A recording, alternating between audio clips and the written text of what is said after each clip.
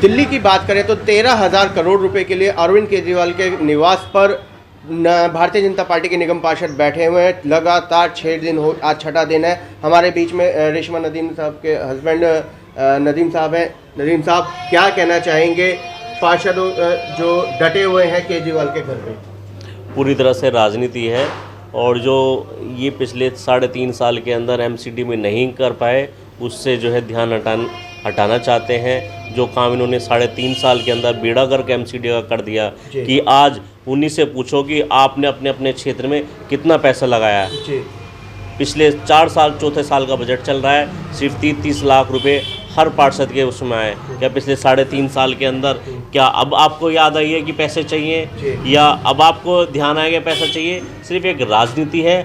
आपको दिल्ली सरकार ने जो पैसा पहले दिया हुआ उसका अभिशाप दे दीजिए, आपके साथ जाके मैं मुख्यमंत्री से खुद पैसा मांगूंगा। मतलब वो नाटक कर रहे हैं भाजपा? बिल्कुल पूरी तरह से नाटक कर रहे हैं। उन्होंने पूरा एमसीडी को खोखला बना दिया है, जिसकी वजह से एमसीडी जो है आज इतनी बुरी गर्त में आ चुकी है कि आज सैलरी देने के लिए पैसे नहीं हैं। आज आत्मनिर्भर की बात करते हैं हमारे मोदी जी, क्या एमसीडी आत्मनिर्भर नहीं बन सकती? एमसीडी को बार बार क्यों दिल्ली सरकार के सामने हाथ फैलाने पड़ते हैं? मोदी जी, सबसे पहले आपकी जो भाजपा शासित एमसीडी है उसको आत्मनिर्भर बनाइए, जिससे केजरीवाल के सामने हाथ फैला के भीख ना मांगनी पड़े। घर के बाहर बैठे हैं तो कम से कम एक बार अरविंद केजरीवाल क्यों नहीं आकर के इन भाजपा पार्षदों से मिल लेते?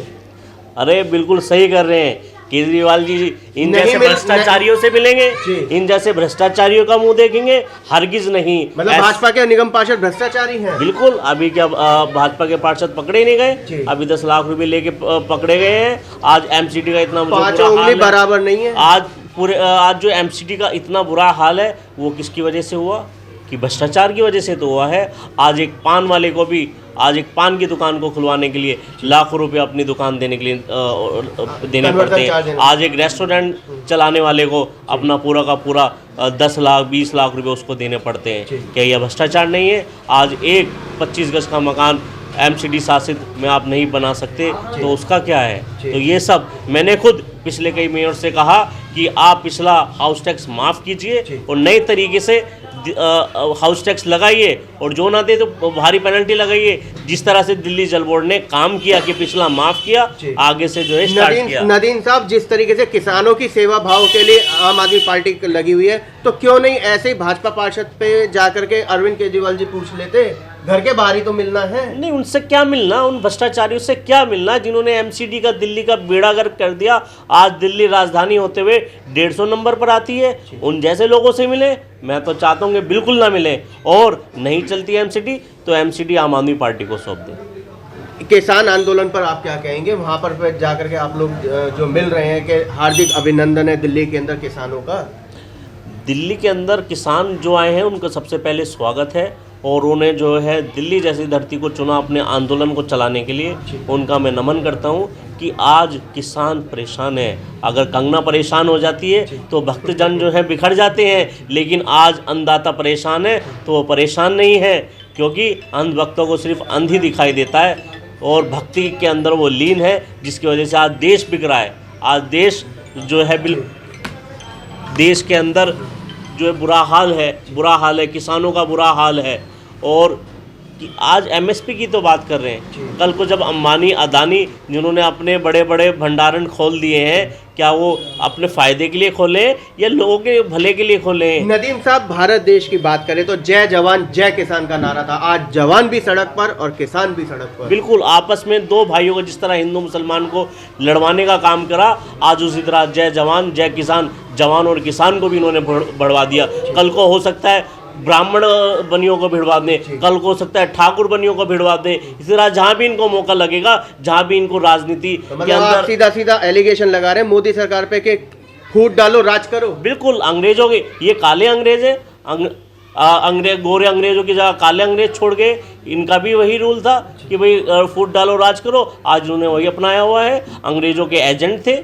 भाजपा पार्षदों को और किसानों को क्या कहेंगे आप?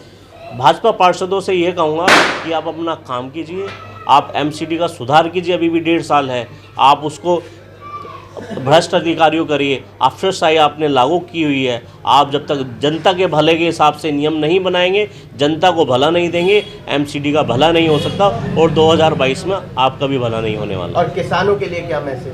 किसानों के लिए मैसेज है कि हर वक्त धीरे धीरे आंदोलन आप देख रहे हैं बढ़ रहा है इसी तरह, क्योंकि आज ये खाली किसानों का नहीं है। कल को जब मानी अदानी 200 रुपये किलो आटा करेंगे तो उसको भुगतेगा एक आम आदमी। बिल्कुल। इसको इस तरह लीजिए कि आज सिर्फ किसान भुगत रहा है, कल को हम हर एक किसी को भुगतना पड़ेगा। आज मोदी सरकार है, आज ये फिर जो हम 60-70 का दशक था जिसमें हमारे बाप दादा सिर्फ खाने के लिए कमाते थे। नदीम साहब, ये कैसा आंदोलन के वॉशिंग मशीन वहाँ पर, डीजे वहाँ पर, हुक्का वहाँ पर, ये कैसा आंदोलन? ही क्यों नहीं हो सकता? अगर 10% हमारे अमीर किसान हैं, अगर वो वहाँ पे अपनी सेवा दे रहे हैं तो इसमें क्या किस बात का हर्ज है? अगर आप देखिए क्या नाम है, किसी भी चीज़ के अंदर अगर इनकी जो रैलियाँ होती हैं, राजनीतिक रैलियाँ होती हैं, वहाँ पर सब जायज़ है। वहाँ पर तो ये कहते हैं कि हम गरीब पार्टियाँ हैं, गरीब पार्टियाँ हैं, लेकिन वहाँ सब जायज़ है। लेकिन एक अमीर किसान, क्या अमीर किसान नहीं हो सकता? वो गरीब किसानों का साथ दे रहा है, तो इसमें क्या हर्ज है?